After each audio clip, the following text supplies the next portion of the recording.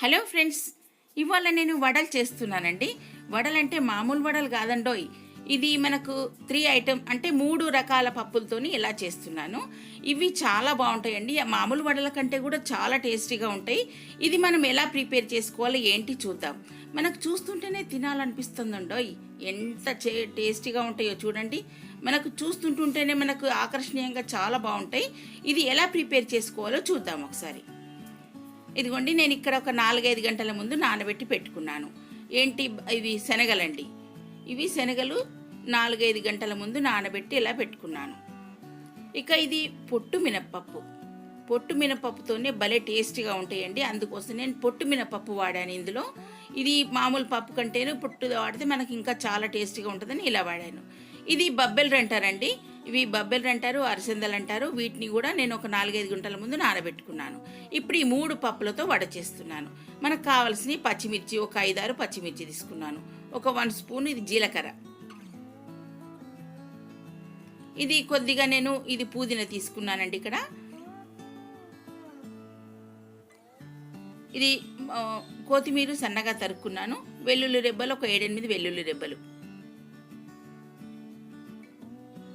ఇక నేను దొడ్డుప్పు తీసుకున్నానండి. గల్లుప్పు అంటారు కదా, ఇది ఇందులో వేస్తే టేస్ట్గా ఉంటుందని చెప్పేసి ఇలా తీసుకున్నాను.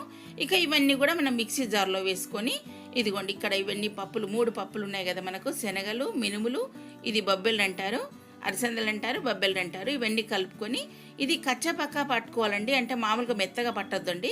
ఇదిగోండి ఇలా పట్టుకోవాలి, మనం కచ్చాపక్కగా ఉండాలి. ఇలా ఉంటేనే మనకు వడ అనేది చాలా క్రిస్పీగా చాలా బాగా వస్తుంది.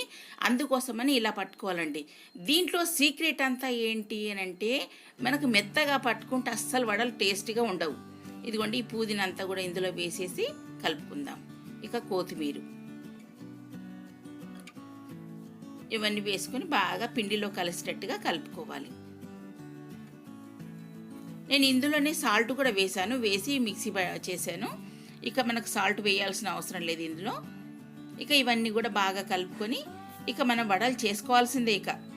ఇక ప్రిపేర్ చేసుకుందాం. వడలకి ఎలా చేసుకోవాలి అని అంటే, ఒక పీట పైన మనం ఒక తడిగుడ్డ వేసుకోవాలండి. తడిగుడ్డ పైన వేసుకుంటే మనకు బాగా వస్తాయి. ఎందుకంటే అది మనకు వడలు చేసుకోవడానికి అనుకూలంగా ఉంటుంది. అందుకోసం నేను తడిగుడ్డ వేసి చేస్తున్నాను.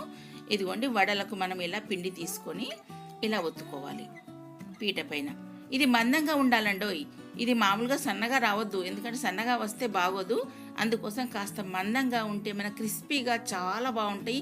మనం తింటున్నా కొద్దీ, మన పంటి కిందికి వచ్చిన కొద్దీ అబ్బా ఎంత బాగుంటుందో, అసలు చూస్తుంటేనే మనకు తినాలనిపిస్తుందండి.